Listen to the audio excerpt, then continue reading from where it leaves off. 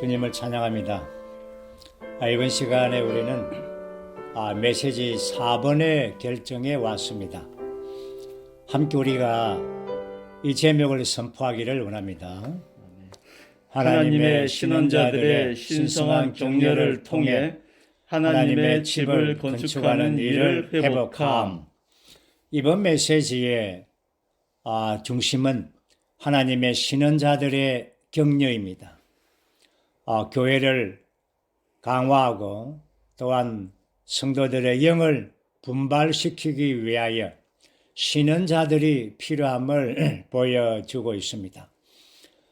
먼저 여호수아와 스룹바벨이 돌아왔지만 건축 역사가 계속 지연되고 방해를 받았습니다.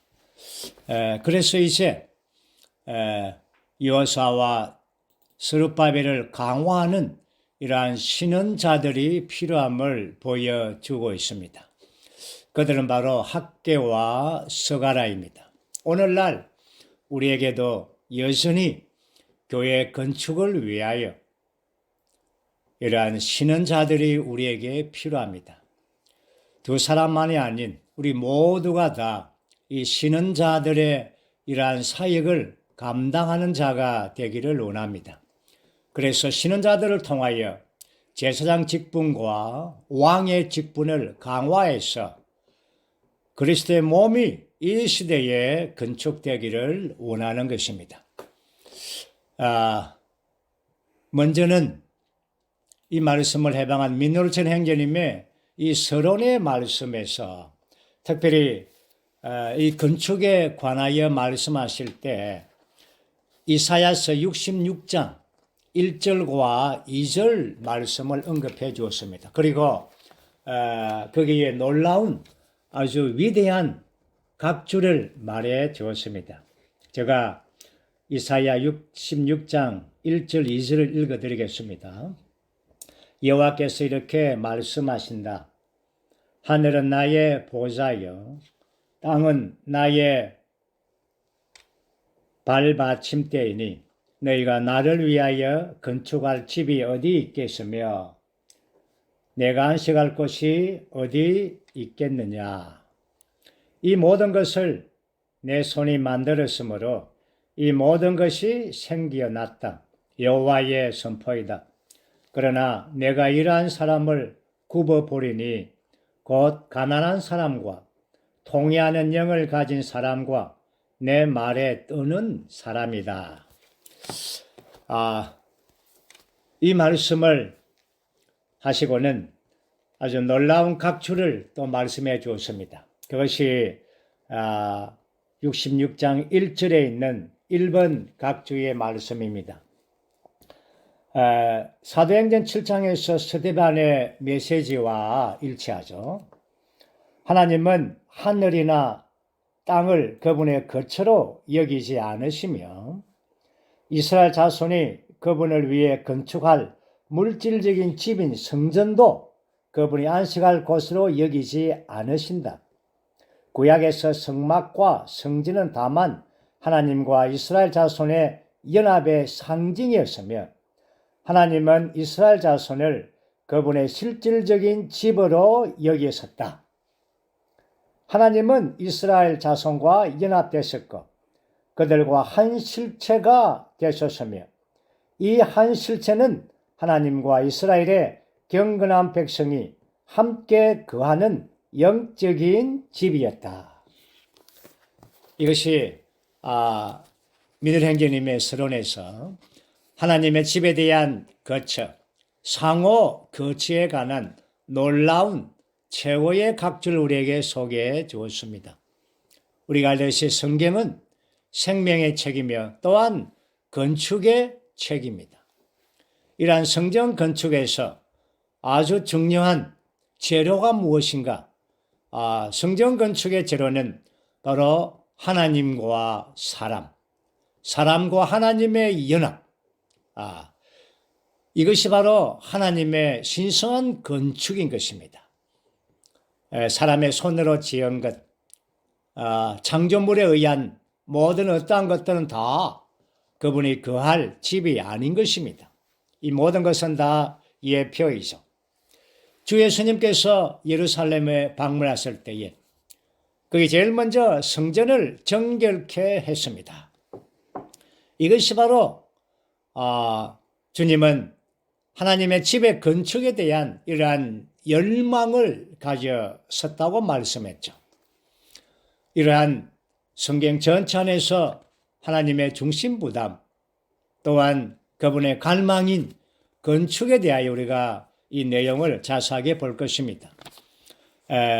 전체에 큰 세 항목으로 되어 있죠. 첫 번째 항목은 두 신원자의 강화를 보여주고, 두 번째 항목은 학계의 신은, 세 번째 항목은 스가랴의 신은, 이렇게 해서 이 세 항목으로 구성되어 있습니다. 먼저 우리는 1번 첫 번째 항목을 보겠습니다. 하나님의 집인 회복된 성전을 재건하는 일에서 제사장 직분을 대표하는 여호수아와 왕의 직분을 대표하는 스룹바벨은 모두 어느 정도 약해지고 낙심하게 되었다. 그러므로 하나님은 신원자 학개와 스가랴가 그분을 위해 말함으로써 여호수아와 스룹바벨을 강화하고 돕고 격려하게 하셨다. 여기에 에스라 5장 1절에서 2절 말씀입니다. 이 내용은 에스라가 썼는, 다시 말해서 2차 기환에서 돌아온 에스라가 이 내용을 기록했습니다. 오래된 내용이었죠. 그것이 5장 1절 2절에서 그때가 바로 예루살렘 성전을 그 당시에 건축할 그때입니다. 신원자 학개와 이또의 아들인 스가랴가 유다와 예루살렘에 있는 유대인들에게 그들 위에 계신 이스라엘의 하나님의 이름으로 신원하였다. 그러자 스알디엘의 아들 스룹바벨과 요사닥의 아들 예수아가 일어나 예루살렘에 있는 하나님의 집을 건축하기 시작하였다. 하나님의 신원자들은 그들 곁에서 그들을 도왔다.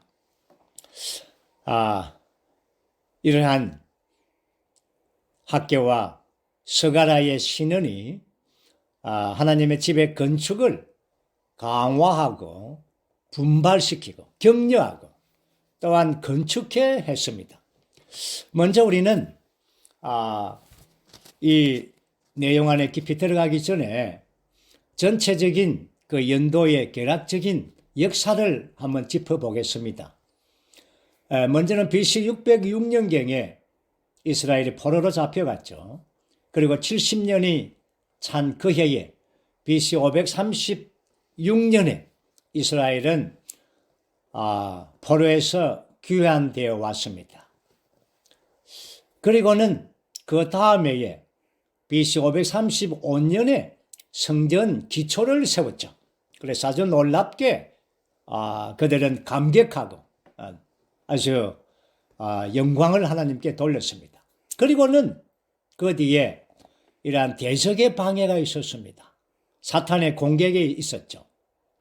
그리고는 기근이 또 들어왔고, 그래서 주변의 상황과 환경을 볼 때 지금은 성전을 건축할 때가 아닌가 보다 해서 모두가 다 손을 놓고 있었습니다. 그것이 15년이나 지났습니다. 그리고는 BC 520년경에 오늘 학개스가랴가 일어나죠. 그래서 지금이 바로 성전을 건축할 때이다. 너희들은 왜 손을 놓고 있는가? 강하게 이제 질타하면서 하나님의 이러한 말씀을 선포했죠. 그렇게 해서 거기에 있는 요사와 스룹바벨과 이스라엘 백성들이 영이 분발되어서 학개와 스가랴의 이 신언을 받아들이고 성전을 건축했습니다. 그렇게 해서 BC 515년, 5년 뒤에 성전이 건축되었습니다. 그리고는 이제 보십시오. 성전이 건축된 이후에 여기에 한 60년이 지납니다. BC 457년. 그러니까 1차 스룹바벨이 귀환하고 에스라가 오기 전에 대략 80년 성전이 건축되고 난 이후에 대략 60년 뒤에 에스라가 왔습니다. 그리고는 에스라가 와서 그 60년 전에 일을 기록한 것이 바로 오늘 에스라 5장에 있는 1절에서 2절 말씀입니다. 그래서 에스라서는 1장에서 6장까지는 과거의 60년 전에 있었던 이러한 건축의 역사의 이야기를 기록하고 7장에서부터는 이제 에스라가 와서 이제 이스라엘을 재조성하고 정화하고 그렇게 해서 이스라엘을 교육하는 광경이 7장에서부터 10장까지의 기록이 되어 있습니다. 우리는 그 메시지가 계속해서 연결해서 다음번에 있게 될 것입니다. 이제 우리는 이러한 역사적인 배경과 사실을 이제 알고 이제는 로마서 2번 학계의 신원의 중심을 보겠습니다. 이번 함께 선포하죠. 학계의 신원의 중심 사상은 하나님의 성전인 하나님의 집의 건축이 오늘날 하나님의 백성의 복지와 관련되고 복원의 시대에서 천년 왕국이 메시아와 함께 도래하는 것과 관련된다는 것이다. 아멘. 여기에 학계의 신원에는 이게 두 가지 중요 요점이 있습니다. 첫째는 하나님의 성전인 하나님의 집의 건축을 위한 것이고, 두 번째는 바로 복원의 시대, 천년 왕국의 도래에 관하여 이 두 가지 중점으로 학계는 두 장이었죠. 1장에서는 하나님의 성전 건축, 2장에서는 이러한 복원의 시대에 관해서 기록하고 있습니다. 먼저는 우리가 A, B, C번을 보면 우리 개교에서 이러한 성전의 건축에 관한 기본적인 사상을 보여주죠. 구약에서 여호와의 집은 성전, 먼저는 개인적으로 하나님의 집인 그리스도를 예표했고, 그 다음에 단체적으로 하나님의 집인 몸된 교회, 교회는 바로 그리스도의 확대이죠. 예표입니다. 그러므로 건축이라고 말할 때 개인적인 그리스도와 단체적인 그리스도, 오늘 교회는 바로 단체적인 그리스도입니다. 그리고 학계의 신원의 중심은 바로 이 교회를 건축하는 것이죠. 이 실제가 바로 오늘날 신약의 믿는 이들인 우리를 두고 말하고 있습니다. 그러므로 학계의 신원의 중심은 오늘날 우리를 위하여 이렇게 기록되어져 있습니다. 그리고 이제 D번과 E번과 F번, 이 세 항목은 학계서의 1장을 다루고 있습니다. 1장, 학계서 1장 4절 말씀 보면, 이 집은 황폐해져 있는데 지금이 너희가 백ner로 장식한 집에 거주할 때인가, 이렇게 이야기했죠. 왜냐하면 그 백성들이 이제는 때가 아닌가 보다, 그렇게 해서 자기의 집을 이렇게 리모델링 하기를 아주 바빴습니다. 그럴 때에 학계가 하나님의 말씀을 이렇게 선포한 것입니다. 거기 보면은 학계서 1장 9절에서도 달려갔다. 내 집은 황폐해져 있는데 너희가 각자 자기 집으로 달려갔다. 달려갔다는 말은 자기 집안만, 자기만을 돌보는데 바빴다라는 것입니다. 두 번째 2번에서는 학계 1장 6절에 있는 말씀이죠. 이러한 포로로 귀환되어 와서 하나님의 집을 관심하지 않고 핑계를 대고 이제 있는 그들이 어떤 상황이 벌어졌는가? 여기에 1장 6절 말씀 보면 너희는 씨를 많이 뿌렸는데 조금밖에 거두지 못하고 먹어도 만족하지 못하며 마셔도 흡족하지 않고 입어도 따뜻하지 않으며 사람이 품삯을 받아도 구멍난 주머니에 넣은 것 같이 되었다. 왜 이렇게 되었습니까? 왜 이스라엘 백성이 이렇게 되었습니까? 그것은 먼저는 그들이 하나님의 집을 관심하지 않았기 때문입니다. 우리의 처음 안에서도 우리가 하나님의 집을 관심하지 않으면 우리가 아무리 많이 씨를 뿌린들 또 아무리 많은 것들을 먹어도 그렇게 만족할 수가 없습니다. 흡족하지 않습니다. 왜냐하면 우리의 마음 안의 깊은 속에 무언가가 아주 있습니다. 다시 말해서 우리는 하나님의 집인 교회가 건축되어야만이 우리 안에서 만족과 기쁨이 있는 것입니다. 그래서 여기 보면은 아주 중요한 단어를 소개하죠. 여러분들이 먼저 무엇을 해야 되는가? 이 먼저라는 단어입니다. 마태복음 6장의 말씀에서도 여러분은 먼저 그분의 왕국과 그분의 의를 추구하십시오. 먼저. 이스라엘 백성들도 먼저 하나님의 집을 돌봐야 합니다. 그래야만이 그들에게 의식주와 그들의 모든 생활과 안전함과 평안과 모든 풍족한 것을 주님이 풍성하게 공급해 주시는 것입니다. 그래서 그리고 1장 14절 말씀에서도 F번이죠. 하나님의 선민은 하나님의 집을 건축한 일을 회복하기 위해 자신들의 영안에서 분발되어 여호와의 집에서 일하러 왔습니다. 주님의 명령에 반응하여 우리 모두는 주 예수님께 사로잡혀 주님의 집 곧 그리스도의 몸인 교회의 건축을 위해 복음을 전파하고 새로운 믿는 이들을 먹이며 다른 이들을 돌보는 일을 해야 한다. 이것이 뭡니까? 이 시대에 교회를 건축하는 일들입니다. 이스라엘 백성들은 산에 가서 나무를 가져다가 이제 하나님의 집의 건축을 감당했죠. 이것이 바로 오늘날 우리는 건축 제로인 이러한 죄인들을 하나님의 자녀로 이끌어와야 됩니다. 이것이 복음이죠. 복음을 통하여 그들을 온전케 하고 목양하고 자라게 해서 몸 안에 건축되게 하는 것입니다. 이것이 바로 오늘날 하나님의 정하신 길 안에서 이러한 교회가 건축되는 실제를 보여주고 있습니다. 요한복음 21장에서도 주 예수님께서 베드로에게 이러한 목양에 대하여 3번씩이나 말씀했습니다. 왜 그렇습니까? 하나님의 집의 건축을 위해서 그런 것입니다.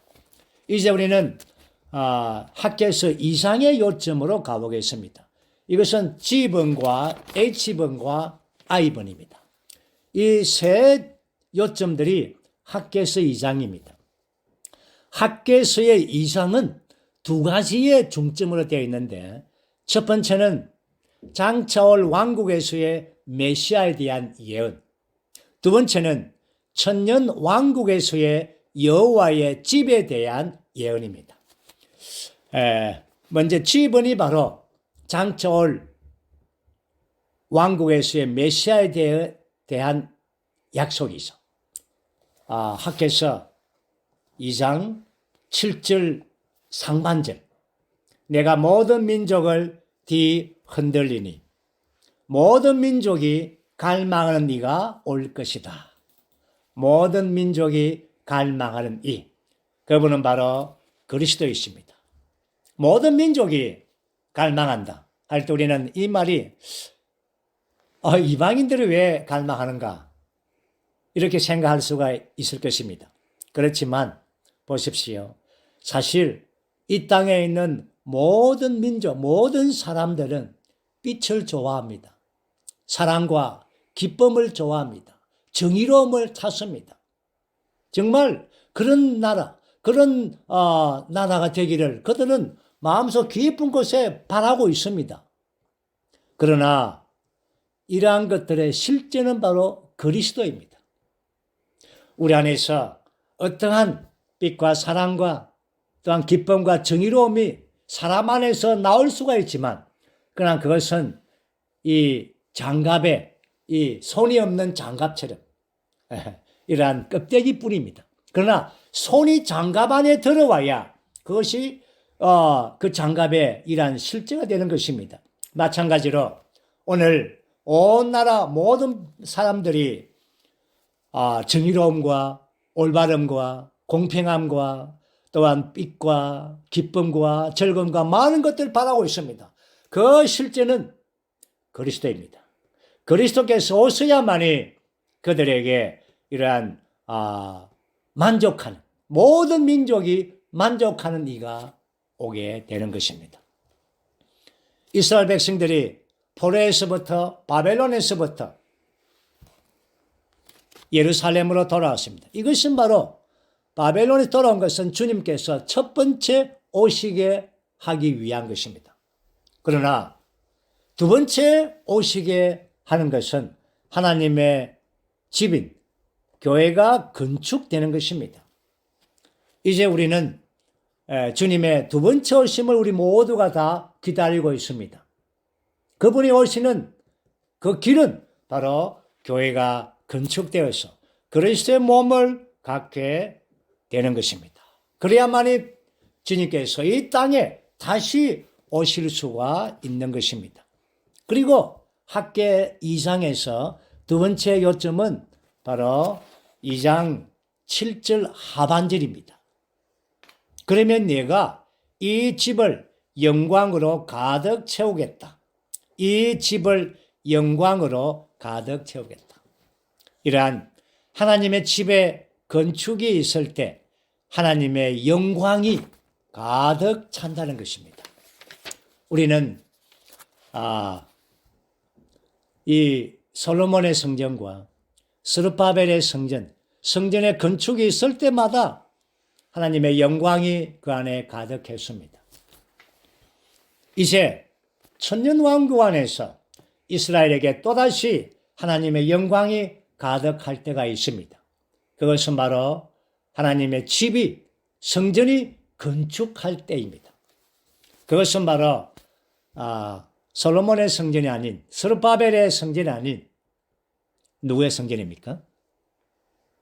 에스겔의 성전, 맞습니다. 에스겔의 성전이 건축되는 것은 천년 왕국의 때입니다. 복원의 때에 이러한 하나님의 집인 성전이 건축되어서 하나님의 영광이 거기에 가득할 것입니다. 오늘날 우리는 천년 왕국에 가기 전에 교회 안에서, 우리는 교회 안에서 실제적으로 왕국이 여기 있습니다. 이스라엘은 왕국을 기다리지만 우리는 여기 왕국이 이미 왔습니다. 우리 여기에서 하나님의 집을 건축한다면, 우리가 교회 집회 안에서 하나님의 집이 온 지체들 통하여 건축될 때에 거기 하나님의 영광이 가득한 것입니다. 하나님의 영광. 우리가 거기에 3번 항목 보면 에스겔은 생명수의 강이 하나님의 집에서 흘러나와서 동쪽, 곧 하나님의 영광의 방향으로 향하는 것을 보았다. 우리가 하나님의 영광에 관심을 두지 않는다면 우리 안의 흐름은 제한될 것이다. 우리가 하나님의 집인 교회를 관심하고 몸을 관심할 때, 우리 하나님의 영광이 가득할 때 그곳에 하나님의 생수의 흐름이 넘치게 될 것입니다. 우리의 체험 안에서도 우리가 하나님의 영광이 있을 때 우리 안에 생수의 흐름이 넘치는 것을 볼 수가 있습니다. 그러므로 우리는 교회의 생활 안에서 첫 번째 고려해야 될 것은 하나님의 영광입니다. 그 안에 성도님들이 어떤 행정적인 결정을 할 때에도 그 최우선적으로 그것이 하나님의 영광이 있는가. 그래야만이 거기 하나님의 모든 축복하심이 생수의 흐름이 그곳에 있게 되는 것입니다. 그리고 이제 우리는 I번에서는 이러한 스룹바벨의 인장 반지, 학개서 2장 23절 말씀 보면 이러한 인장 반지가 나오는 이 인장 반지는 바로 왕권을 상징합니다. 여호와께서 스룹바벨에게 인장 반지로 이것은 바로 대표로 그분의 대표로 여기신다는 것이고 또한 그분께서 그를 사랑한다고 믿으시는 겁니다. 이것이 바로 스룹바벨로 예표된 그리스도를 나타내고 있습니다. 그리스도는 하나님의 왕권을 가지고 하나님의 사랑하시는 분으로서 하나님의 집을 교회를 건축하시는 이러한 일을 돌볼 자격을 갖춘 분이십니다. 이제 우리는 큰 세 번째 항목이죠. 스가랴의 신언을 보겠습니다. 학개의 신언은 다소 외적인 방면이라면 스가랴의 신언은 매우 심오합니다. 매우 깊습니다. 그래서 이 스가랴의 신언은 14장을 되어 있죠. 어떤 이 전체에 많은 내용입니다. 학개는 2장으로 되어 있지만 스가랴는 14장으로 되어 있죠. 그래서 아주 내용이 깊습니다. 우리가 메시지 1번에서 볼 때도 메시지 1번에 하나님의 영원한 경륜을 수행하기 위해서 인간 역사 안에서의 하나님의 움직임, 이것이 역사 속의 내재적인 의미이죠. 그때 우리는 이 스가랴서에 대하여 많은 방면을 우리가 보았습니다. 저는 먼저 오늘 이 스가랴의 이 예언, 강화됨을 통하여 성전 건축을 위하여 강화되는 방면은 7영입니다. 특별히 스가랴 3장 9절과 4장 10절과 4장 2절에 나오는 7영으로서 7배로 강화된 영으로서 그 백성들을 강화합니다. 왜 강화합니까? 건축을 위하여. 오늘 이 부분을 볼 것입니다. 이것이 오늘 스가랴서의 우리 교회에서의 이러한 내용은 길지만 이 방금 말한 것이 스가랴의 내용의 핵심입니다.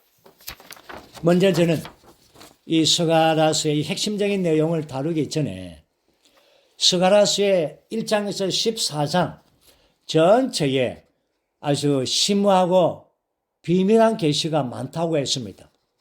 왜냐하면 스가랴서에는 그리스도에 대한 계시가 아주 많이 나타나가 있습니다. 그것이 12항목입니다. 저는 이 스가랴서에서 계시된 그리스도에 대한 12항목들을 먼저 제시해 드리겠습니다. 그리고 난 다음에 이 핵심적인 7영에 관하여 볼 것입니다. 첫 번째는 비천한 1장이죠. 비천한 이스라엘 백성들과 함께 서 계신 여호와의 사장. 그리고 2장에서는 이스라엘을 노락하고 그분의 눈동자를 범한 열국을 다루시는 사람이신 그리스도. 그리고 3장에서는 여호와의 종이요 순이며 성전을 건축하기 위한 7 눈을 가진 돌이신 그리스도. 오늘 이 3번, 세 번째 나오는 이 그리스도가 오늘 우리 개요의 핵심적인 내용입니다. 네 번째는 4장에서 하나님의 성전 건축을 위한 은혜의 머릿돌이신 그리스도. 그리고 5번째는 6장에서 제사장과 왕의 위엄을 가지고 보좌에서 다스리시는 그리스도. 그 다음에 6번째는 9장에서 나귀 새끼를 타시고 예루살렘으로 들어오시는 왕이신 그리스도. 그리고 7번째 항목은 11장에서 이스라엘의 목자이신 그리스도는 거절당하시고 언삼십에 팔리심. 우리가 이 내용들은 메시지 1번에서 우리가 다 다루었죠. 8번째 항목은 13장에서 하나님의 짝이신 그리스도는 하나님께서 보내신 목자이셨지만 공격을 받아 죽으심. 그리고 9번째 항목은 12장에서 그리스도께서 이스라엘 자손들에게 구원자로 오실 때 그들은 그분을 바라보고 통곡할 것이다. 그리고 10번째 항목은 13장에서 그리스도는 참 선지자로 오셨지만 이스라엘에게 거절당하고 상처를 입었었는데 이것은 그들의 죄악과 허물을 씻기 위한 열린 셈이 되셨다. 그리고 11번째 14장에서 이 시대의 끝에 그리스도는 오셔서 감람산 위에 올리브산 위에 서실 것이다. 그리고 예루살렘을 포위하는 열국과 싸우실 것이다. 그리고 마지막 12번째 항목은 14장 9절입니다. 여호와의 신 그리스도께서 천년 왕국에서 온 땅의 왕이 되실 것이다. 이것이 스가랴서에서 예언된 12가지 그리스도에 대한 계시의 항목들입니다. 이제 우리는 로마서 3번 우리 함께 선포하겠습니다. 스가랴서는 등잔 때의 7 등잔이 하나님의 7 영, 7배로 강화되신 영이시라는 것을 계시한다. 하나님의 7 영은 여호와의 7 눈과 구속하시는 어린 양의 7 눈과 건축을 위한 돌의 7 눈으로서 삼일 하나님의 완전한 표현과 하나님의 집의 재건을 위한 분이시다. 우리는 스가랴가 아주 깊은 이러한 신언을 한 것은 7 영. 우리가 7 영에 대해서는 성경에는 신약에도 어떤 책에도 기록되지 않죠. 그러나 계시록에서는 기록되어져 있습니다. 그래서 스가랴와 계시록에서는 이러한 7배로 강화된 영을 말하고 있습니다. 스가랴서에서 7배로 강화된 영을 계시한 것은 바로 여호수아와 스룹바벨을 강화해서 이스라엘 백성들을 강화해서 그들을 성전 건축에 할 수 있도록 힘을 북돋아 준 것입니다. 오늘 여기에서 우리는 7 영에 관하여 이 스가랴서와 계시록에 있는 이 내용들을 우리가 볼 것입니다. 먼저는 제가 한 5 이 방면들을 볼 것인데 첫 번째는 스가랴서에서 4장 2절에 나오는 7 금 등잔대, 거기에 7 등불이 있죠. 두 번째는 4장 10절이죠. 여호와의 7 눈이 나오죠. 세 번째는 3장 9절에서 돌의 7 돌이 나옵니다. 돌의 7 눈이 나옵니다. 그렇게 해서 스가랴서에서는 7 등잔, 여호와의 7 눈, 돌의 7 눈이라는 표현을 썼습니다. 그리고 계시록에서 1장과 4장과 5장에서 요한은 여기에 7 영에 관하여 이야기했죠. 계시록 5장에서는 어린 양의 7 눈을 말했습니다. 어린 양의 7 눈이 있다. 그리고 계시록 1장과 4장에서는 그 7 눈이 보좌 앞에 있다고 말합니다. 보좌 앞에 있는 7 눈이라고 말합니다. 그러면 우리는 이 7 영에 관한 이 5 방면을 우리가 볼 수가 있습니다. 물론 주님은 마지막 아담이신 주님께서 부활하심으로 그분은 생명 주는 영이 되셨습니다. 그러면 생명 주는 영과 7 영의 이 관계는 무엇입니까? 다른 영이 아닙니다. 7개 영이 된 것이 아니라 본질적으로는 이 영은 같습니다. 그렇지만 기능적인 면에서 하나님의 운행하심의 면에서 하나님께서 일하시는 방면에서는 그분은 7배로 강화되셨다는 것입니다. 그러면 왜 이렇게 여러 방면에서 이러한 말씀을 묘사하고 있는가? 첫째는 우리 개요의 순서가 아니라 제가 방금 말한 이 순서로 말하겠습니다. 첫째는 등잔대의 7 등불입니다. 7 등불로서 말한 것은 거기에 그 등불이 강화됐다는 것이죠. 예. 저 방에 침대 옆에 있는 그 스탠드가 켜면은 밝아지고 또 누르면은 2배로 밝아지고 또 누르면은 3배로 밝아지고 그리고 한 번 누르면 꺼집니다. 이 강화된다는 것이죠. 왜 등불이 강화되는가? 이것은 바로 등불이신 그분께서 7배로 강화된 그 영께서 우리의 혼의 모든 방들을 살피시고 비추시고 또한 거기에 생명 공급을 하는 것입니다. 그래서 우리의 속 부분들을 비추어내고 밝혀내고 드러내어서 그곳에 우리를 심판하는 것이 아니라 그곳에 7배로 강화된 영으로 우리를 공급하기 위한 것입니다. 생명을 분배하기 위한 것입니다.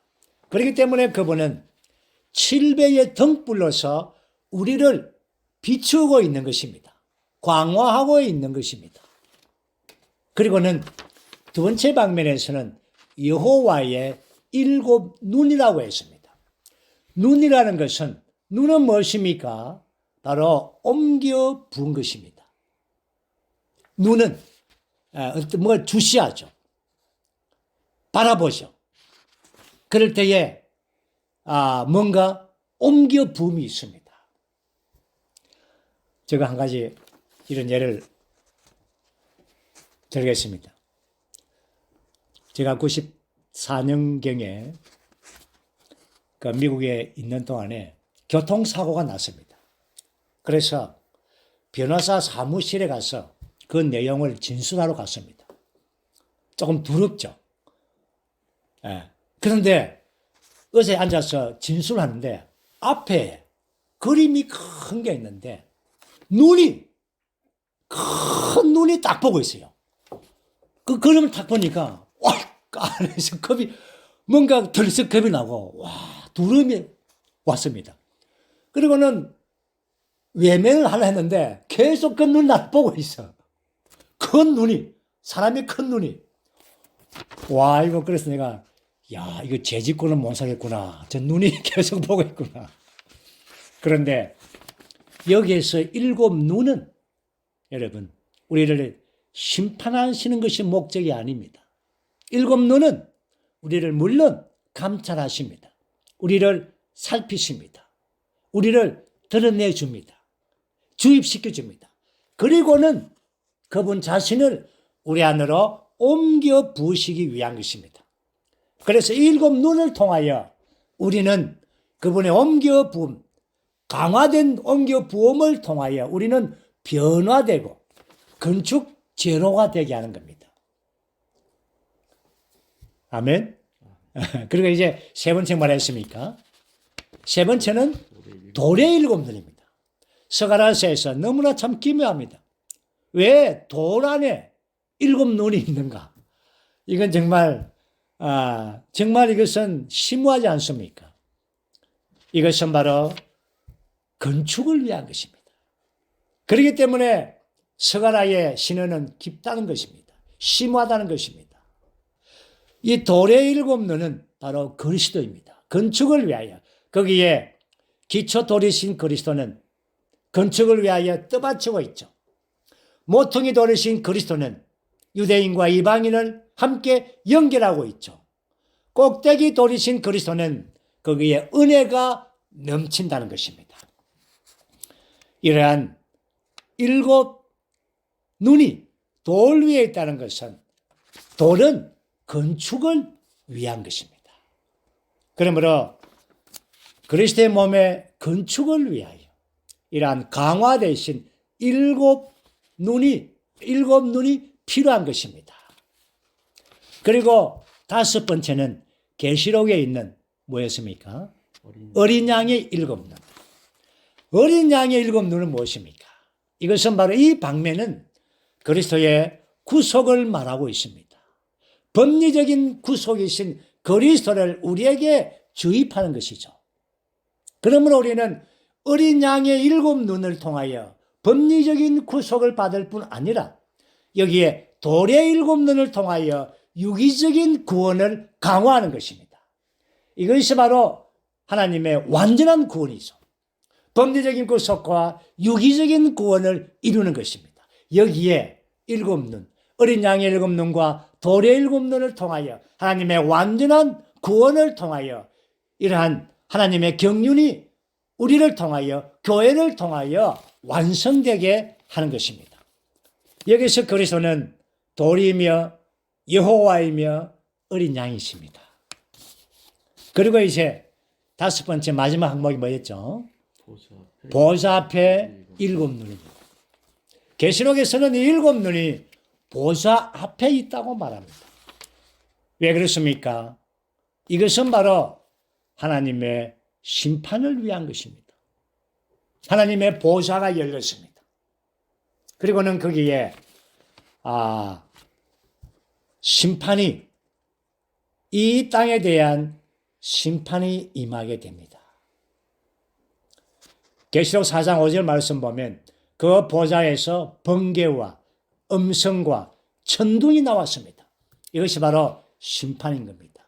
그리고 보좌 앞에는 일곱 등불이 타고 있었는데 일곱 등불은 하나님의 일곱 영입니다.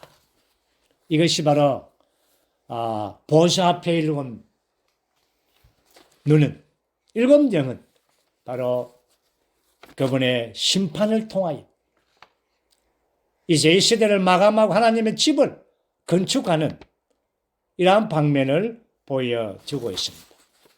이제 마지막으로 아주 중요한 것은 바로 금등잔대, 일곱 금등잔대 좌우에 있는 두 올리브 나무입니다. 이것은 우리 교회의 이분입니다.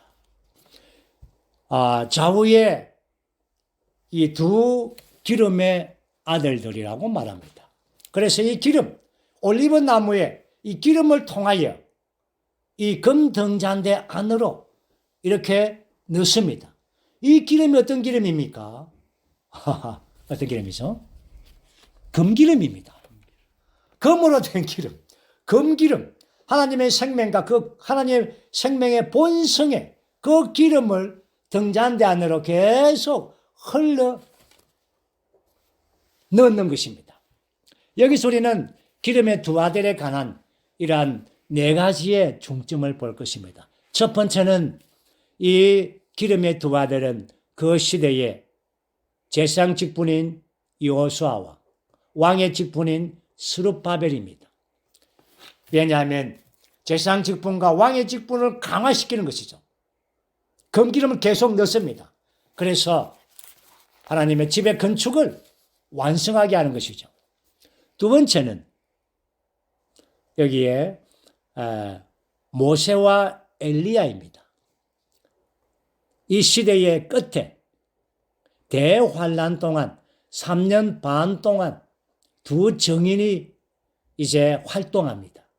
모세와 엘리야입니다. 이들은 하나님의 백성들, 이스라엘 사람들과 그리스도 안에 있는 믿는 이들을 강하게 하기 위한 대환란 때의 하나님의 정인들입니다. 여기 우리 교회를 자세히 보면 이스라엘 백성뿐 아니라 그때 아직까지 남아있는 믿는 이들도 강화시켜주는 겁니다. 그리고 세 번째는 기름의 두 아들은 바로 이 시대의 사역이라고 말할 수가 있습니다. 우리는 1년 7차에 이러한 말씀, 금기름으로 온 땅에 있는 교회들 안으로 계속해서 금기름을 분배하고 있습니다. 청량할 수 없는 그리스도의 분배하심이 7배로 강화된 영으로 온 땅을 분배하고 있습니다. 기름의 아들. 이것이 바로 이 시대의 사역입니다. 이제 네 번째는 기름의 두 아들이 누구겠습니까? 누굽니까? 이기는 자. 예. 이번 개요의 마지막 부담이죠. 마지막 중점입니다. 누구냐 하면 우리입니다. 우리가 개요 2번의 2번을 보면 원칙적으로 그리스도 안에 모든 믿는 이들은 신선한 기름의 아들들, 곧 즐거움의 기름이신 신선하고 현존하고 완결되신 영으로 충만하여 등잔대에 빛나는 증거, 곧 예수님의 증거를 위해 등잔대 안으로 그 영을 흘러보내는 이들이 되어야 한다. 오늘 우리 모두는 이러한 금기름으로 7배로 강화된 영으로 계속해서 주입받아서 넘쳐 흘러서 다른 이들 안으로 금기름을 옮겨 줘야 합니다. 그럴 때 우리는 바로 기름의 아들들이 되는 것입니다. 이제 우리는 마지막 2번을 선포하고 마치겠습니다. 우리 모두 우리 자신에게서 다른 이들 안으로 하나님을 옮겨 붓는 올리브 나무가 되어야 한다. 이런 식으로 기름은 하나님을 흘러내보내는 올리브 나무가 된 사람들에 의해 궁핍한 사람들에게 공급될 것이다. 민우령제님의 메시지 중에 세 가지의 큰 부담이라고 말했습니다. 아마 여러분 모두가 다 들었을 것입니다. 그 첫 번째 부담이 학계의 신원이었습니다. 바로 지금이 건축할 때이다. 오늘 우리가 지금이 하나님의 집인 교회를 건축할 때이다. 내일이 있다고 말하지 말고 지금이 아니라고 핑계대지 말고 지금이 바로 하나님의 건축할 때이다. 이것이 첫 번째 부담입니다. 두 번째 부담은 7배의 강화된 영을 공급받기 위하여 시간을 들여서 7배의 영 앞에 머무라는 것입니다. 세 번째의 부담은 우리 모두가 다 기름의 아들들이 되어서 우리는 다른 사람들에게 건기름을 분배하는 자들이 되어야 한다는 것입니다. 이 세 가지의 내용이 민호청교님의 부담이고 이러한 부담이 우리 안으로 깊은 곳 안으로 전달되어서 우리가 이 시대에 하나님의 집을 건축하며 7배 강한 영을 우리가 분배받아서 다른 사람들에게 금기름을 분배하는 자들이 되기를 원합니다. 주님을 찬양합니다.